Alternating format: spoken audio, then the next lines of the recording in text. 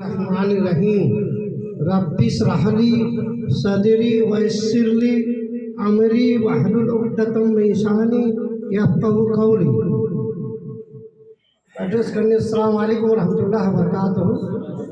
Shortcut मैं सबसे पहले ये जो यहाँ की इंतजामिया कमेटी है, ऑर्गेनाइजर हैं, उनको मैं तहे दिल से मुबारकबाद देता हूँ, धन्यवाद देता हूँ कि आपने मुझे मदऊ करके और आप सब लोगों के सामने ला करके खड़ा कर दिया।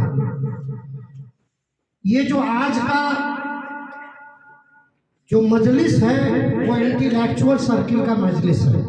उलमाए दीन है, उलमाए कराम है, बुद्धिजीवी हैं, सोशल ऑर्गेनाइजेशन के लोग हैं। और ये जो खास करके ये जो मजलिस में जो एजेंडा आज का है, ये जो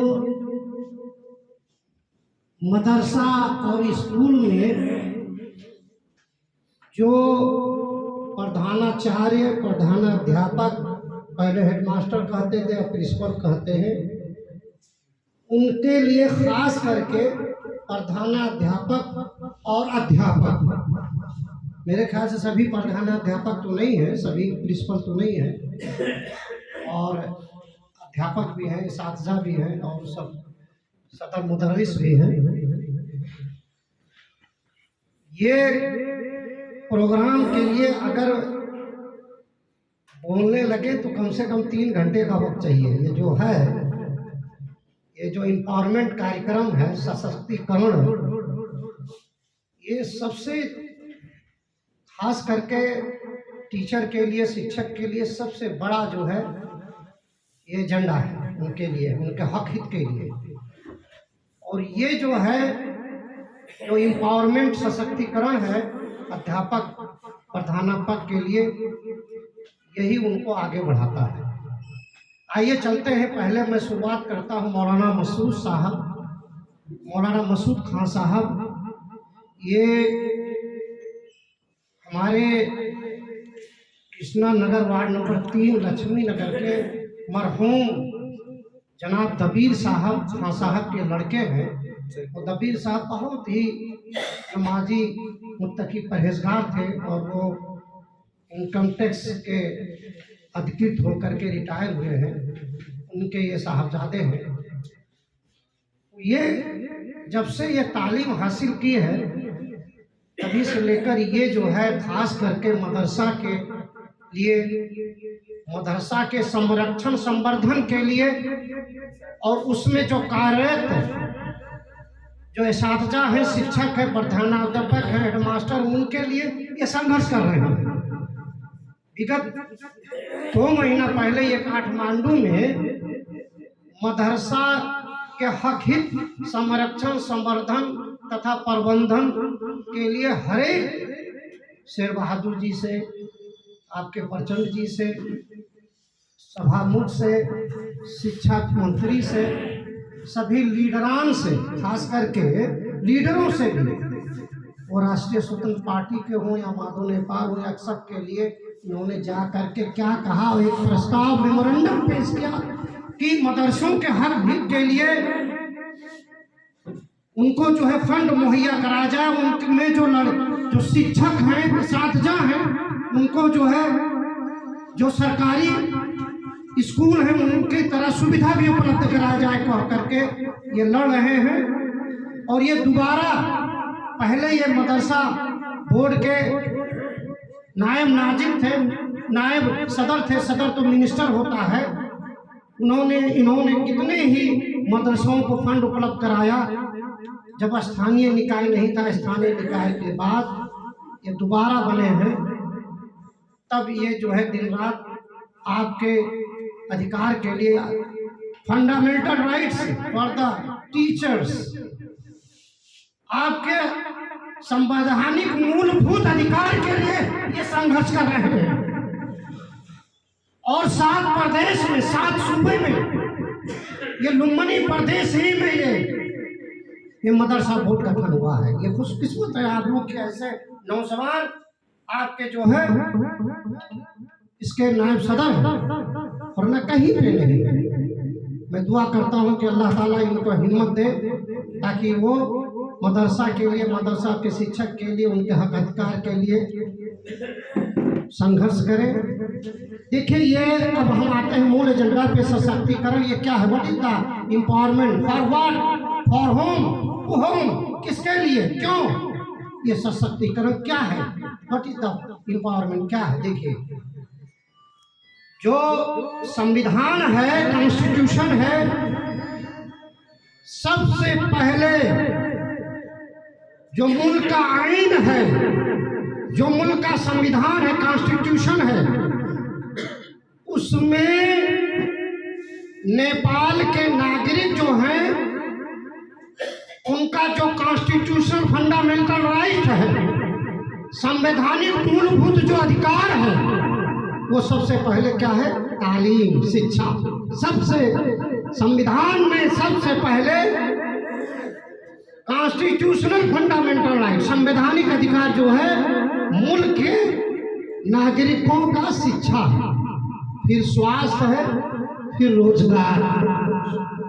ये हम नेपाली नागरिकों का मूलभूत अधिकार है, शिक्षा, स्वास्थ्य। ये सरकार जो व्यवस्थापिका में होते हैं, मुल्क की जो निजामत को देखते हैं, मुल्क की को जो व्यवस्था में देखते हैं, जिसे लेजर कहते हैं, व्यवस्थापिका, उनका ही काम है कि मुल्क के लोगों को उनका जो अधिकार है वो अधिकार मुहैया करावे। उनका राइट है। आपको शिक्षा, आपको शिक्षा, स्वस्थ क्यूबा में है जैसे शिक्षा, स्वास्थ्य, रोजगार। जो बेरोजगार है उनको रोजगार। ये जो है 45 साल से फेडरल पुलिस को दे रहा है। आज वहाँ की जनता को कोई सी फिक्र नहीं है। जो जिस लायक है, कोई इंजीनियर के लायक है, 10 पास किया, 12 में पढ़ना, IQ टेस्ट कराया, डॉक्टर के लायक है, इंजीनियर के लायक है, शिक्षक के लायक दिया जाता है। पढ़ लिया, जब तक रोजगार नहीं मिलता तब तक बेरोजगार दिया जाता है।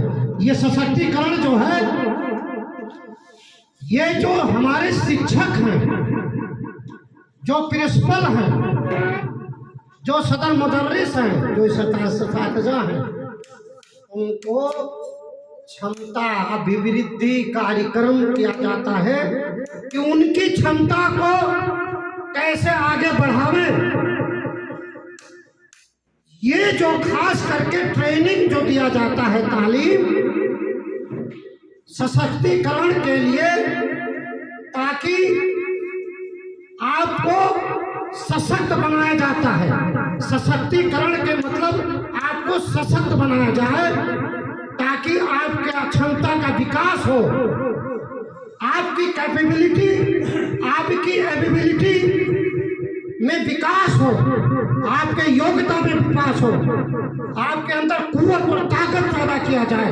इस एम्पावरमेंट से जब आपके अंदर क्षमता का विकास होगा तो आप इंटेलेक्चुअल, बुद्धिजीवी, विद्वान कहलाए जाएंगे। तो आपके बच्चों को पढ़ाओ के बच्चों का निस्बत, उसका जो है इंतज़ाम कैसे किया जाए, स्कूल का उसका जो है कैसे बच्चों को पढ़ाया जाए, वो सारी चीज़ें व्यवस्थापन से लेकर के बच्चों की शिक्षा को लेकर सब चीज़ें, ये एम्पावरमेंट, ये शक्ति, सशक्ति, अभिवीकरण में अभिवृद्धि का उसमें आता है। अब रही बात ये कि जो एम्पावरमेंट, जो सशक्त आपको बनाएंगे, आपको सशक्त करके जब आप सशक्तिकरण हो जाएंगे तो आप एक अव्वल किस्म के एक लेक्चरर हो जाएंगे, प्रोफेसर हो जाएंगे, टीचर हो जाएंगे।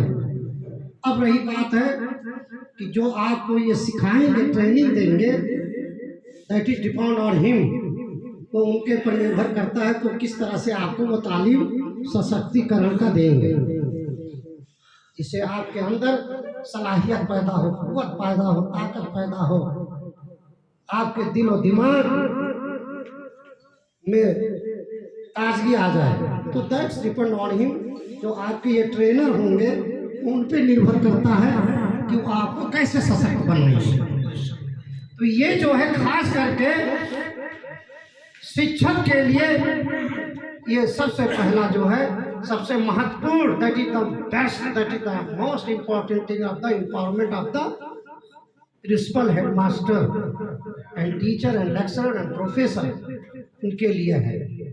तो आप लोग यहाँ पे आए हुए हैं, जो यहाँ के ट्रेनर हैं जो ट्रेनिंग देंगे उनसे सुनिए, और दस्तावेज जो होता है, जो ये आपको दस्तावेज उपलब्ध कराएंगे, जो आपको यहाँ सब सिखाएंगे पढ़ाएंगे, यहाँ स्लाइड है यहाँ पे, वो आप उसको मुताला बढ़िया से पढ़िए, उसको पढ़ेंगे तो आप कहीं भी जा करके खड़े हो सक करके एकदम एदाग बोलेंगे।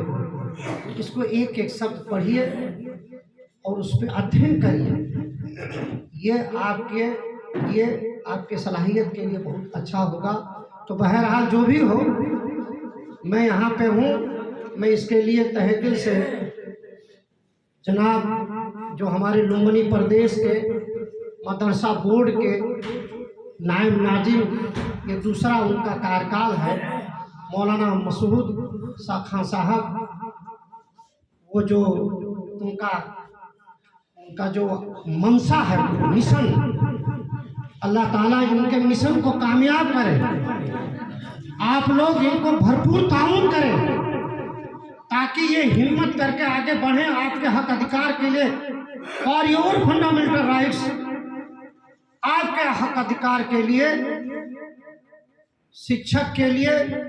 देखिए कितना जो शिक्षक होते, जो लोगों को तालीम देते हैं, मुल्क को आगे बढ़ाते, वही बेचारे बेसहारा है। बड़ी अफसोस की बात है, वही लावारिस है। देखिए ऐसा discrimination, for the just 1 minute I am going to finish. स्थानीय निकाय के पहले लोगों को हर मदरसे में शिक्षा कार्यालय से 2 लाख 3 लाख 4 लाख मुहैया कराया जाता है। देखिए मैं संस्कृति मंत्रालय में 18 मदरसा में बनवाया हूँ। संस्कृति मंत्रालय अंतर्गत मदरसा, मस्जिद, ईदगाह, कब्रिस्तान, धर्मशाला, मंदिर और चिहान का संस्कृत मंत्रालय से हम लोग बजट भेजवाते थे। आपका जो है हरदौना का मदरसा मस्जिद, शाहबा सतभरा का, बरगदी का, शंकरपुर का, पेट्रोल का, चंद्रौटा का, पिपरी का, ये बहुत सारे हमने मंदिर मस्जिद संस्कृत मंत्रालय अंतर्गत, और यहाँ से शिक्षा कार्यालय से आप लोगों को मदरसा में डोनेशन मिलता था, और शिक्षक का भी 1-2 शिक्षक का भी तलब भी दिया जाता है। लेकिन जब से ये स्थानीय निकाय गठन हुआ, खारिज कर दिया। अति सुविधा थी, मदरसा लाई, मदरसा को शिक्षक को लाई, और स्थानीय निकाय गठन होने की दिक्कत, जो आता है वो अपने ही उसमें रहता है कि हमारा कौन है। ये नहीं है कि आप एक अच्छी तालीम दे रहे हैं, आपका मदरसा है, स्कूल है, विद्यालय है, आप सभी लोग उस गांव पालिका नगर पालिका में हैं। नहीं, वहाँ पे कौन सबसे ज़्यादा चाकरी करता है, कौन उनको चुनाव में वोट देता है, उसके लिए है। ये सारी सुविधाएं आपको रद्द कर दिया गया। कितना विभेद हुआ। अब ये सामाजिक मंत्रालय है प्रदेश, अब वो जो काम जब स्थानीय निकाय में स्वास्थ्य है, कृषि है, शिक्षा है, सारे अधिकार स्थानीय निकाय में है, ऑटोनोमस है, स्वायत्तता है। स्थानीय निकाय को वो जैसे एक नेपाल सरकार है, कैबिनेट है, उसी तरह से स्थानीय निकाय है, वो आजाद है। वो निर्णय करेगा कि फला मस्जिद को 10 लाख, फला धर्मशाला को 5 लाख, फला मंदिर को 10 लाख निर्णय कर देगा, तो कोई कहीं तो उसका वजूद बाजू नहीं लगता है। लेकिन ये सारे अधिकार रद्द कर दिए गए, मदरसाओं को पूरा उनके सारे अधिकार को खत्म कर दिया गया। कितना विभेद। लेकिन अब प्रदेश के अंतर्गत आता है। लेकिन स्थानीय संघीय, स्थानीय जो मंत्रालय है, अभी 5 साल पहले 25 लाख का मैंने क्लस्टर हमारे खदीजुल कुबरा में, हमारे दारुसलाम में, पटना में, दिल्ली में आया है। तो आप लोग अपने वार्ड अध्यक्ष से कहिए कि यही फागुन मसांत का म्याद है कि तराई मधेश समृद्धि कार्यक्रम अंतर्गत अगर गांव पालिका नगर पालिका का मेयर इंजीनियर से नक्शा बनवा करके, एस्टीमेट करा करके और बोर्ड से निर्णय करा करके भेज देता है संघीय स्थानीय मंत्रालय में, जो एक निकाय है तराई मधेश समृद्धि कार्यक्रम, तो 25 लाख 50 लाख रुपए आपको मिल जाएगा आराम से, उसके बजट में आएगा। लेकिन ये लोग नहीं करते हैं, ये लोग सारा बजट ले लेते हैं, अपनी मर्जी मुताबिक करते हैं। तो आप लोग अपने वार्ड अध्यक्ष से कहिए कि हमारा ये मदरसा है, ये जमीन है, इसका इस योजना को तराई मधेश समृद्धि कार्यक्रम अंतर्गत निर्णय करा करके दीजिए, हम लेकर जाएंगे, आइए हम आपको काठमांडू में मदद करेंगे। आप मेरा नंबर ले लीजिए। शहरी विकास मंत्रालय अंतर्गत भी आप लोगों के लिए बजट है, शिक्षा मंत्रालय में तो है ही है, उसके अलावा स्थानीय मंत्रालय अंतर्गत जो तराई मधेश समृद्धि कार्यक्रम तो हक है आपका। सबसे कम बजट 25 लाख का है, उसके बाद एस्टीमेट के साथ 50 लाख 60 लाख जितना भी कराना। शहरी विकास मंत्रालय के अंदर ये बजट है, इश्तियाक राइट है, वो 50 करोड़ का मदरसा का बजट लेकर गया है वहां पे। तो आप लोग क्यों नहीं करते? आप अपने सांसद को कहिए कि आप हम लोगों के लिए क्यों नहीं करते? मैंने आपको चुनकर भेजा, किस लिए? खाली वोट देने के लिए और सपोर्ट करने के लिए? हम इस देश के नागरिक नहीं हैं, इस देश के नागरिक, इस बच्चे इस मदरसे में नहीं पढ़ते हैं। पकड़िए अपने सांसद को और शहरी विकास मंत्रालय और अपने मेयर को पकड़िए कि आप सिफारिश करिए हमारे मदरसे का, हम जमीन देते हैं, आप इसका योजना कार्यकारिणी से निर्णय करा करके भेजिए। अगर नहीं समझ में आता है हमको फोन कीजिए, हम आपकी मदद करेंगे। क्या क्या करना है हम आपको, वो जो ढांचा है वो ढांचा अपन उसमें नेट में खोलेगा तो पूरा ढांचा ही दिखाई देगा, तराई मधेश समृद्धि कार्यक्रम। तो आपके हक अधिकार के लिए बहुत सारे हैं, तो ना आपका संसद करता है, ना प्रदेश सांसद करता है, ना मेयर करता है। क्यों नहीं करता है? क्योंकि आज लोगों की कमी है। आप लोग अगर पूरी गांव गोद के ताकत की करिए ये हमारा, तो वरना फिर दोबारा इस गांव में नहीं घुसने देंगे। तो आप जब आगे बढ़ेंगे मजबूती के साथ, तब तो वो आपको इज्जत करेगा। आप आसानी से वोट दे देते हैं, वो फोकट का वोट ले लेता चला जाता है, फिर आप लोगों को इग्नोर कर देता है। तो अब जो है मैं आप लोगों का इस बार इस्तेमाल करता हूँ कि आप लोग अच्छी तरह से ये जो आज का जो ट्रेनिंग, जो तालीम का जो एजेंडा है उसको बढ़िया से गौर से सुनिए, बहुत अच्छी तरह से। और ये अब महालय दस्तावेज इम्पावरमेंट जो सशक्तिकरण से, ताकि उन्हें अध्ययन आराम को संग पढ़ लेखन। तो ठीक है, अंत में ये आज का जो कार्यक्रम है वो कामयाब हो, सफल रहे, आप लोग इससे सीखें, अपने अंदर कुव्वत ताकत पैदा करें इस तालीम से, और जा करके अपने मदरसों में काम करें। मेरे यही दुआ है कि अल्लाह ताला आप सबको कामयाब करे। अस्सलाम वालेकुम व रहमतुल्लाहि व बरकातुहू।